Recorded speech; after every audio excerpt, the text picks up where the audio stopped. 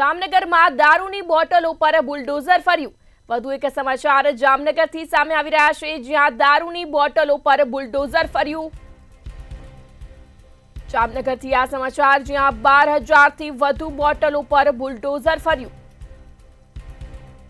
Police સ્ટેશનમાં પકડાયેલ દારૂનો નાશ કરવામાં આવ્યો।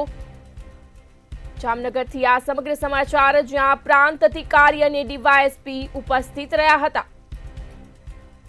રૂપિયા 43 લાખથી વધારાનો દારૂ નાશ કરવામાં આવ્યો।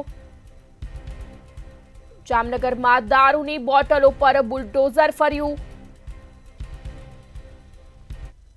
ઉપસ્થિત છે જામનગરમાં આજ રોજ જામનગર એરપોર્ટ રોડ પર આવેલા સરકારી ખરાબામાં 12,000થી વધુ બોટલો પર બુલડોઝર ફેરવવાની કામગીરી શરૂ કરવામાં આવી છે। કારણ કે 3 જુદા જુદા પોલીસ સ્ટેશનમાં પકડાયેલ દારૂના જથ્થાનો નાશ કરવામાં આવી રહ્યો છે। પોતાના દ્રશ્ય જોઈ રહ્યા છો, બુલડોઝરની મદદથી અહીં જે દારૂનો જથ્થો પકડાયો છે તે તોડી પાડવા માટેની કામગીરી શરૂ કરવામાં આવી છે।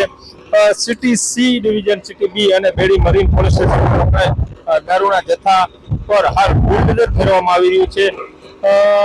કુલ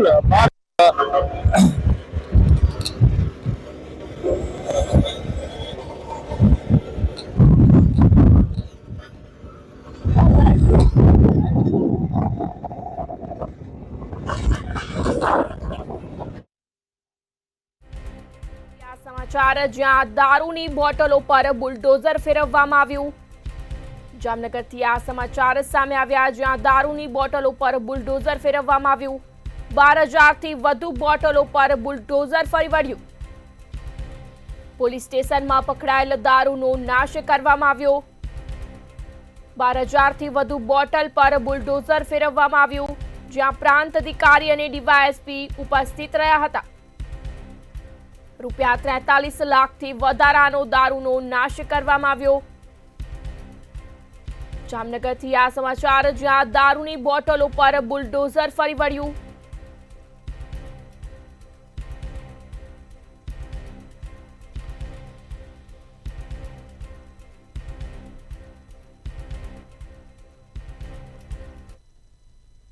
રોજ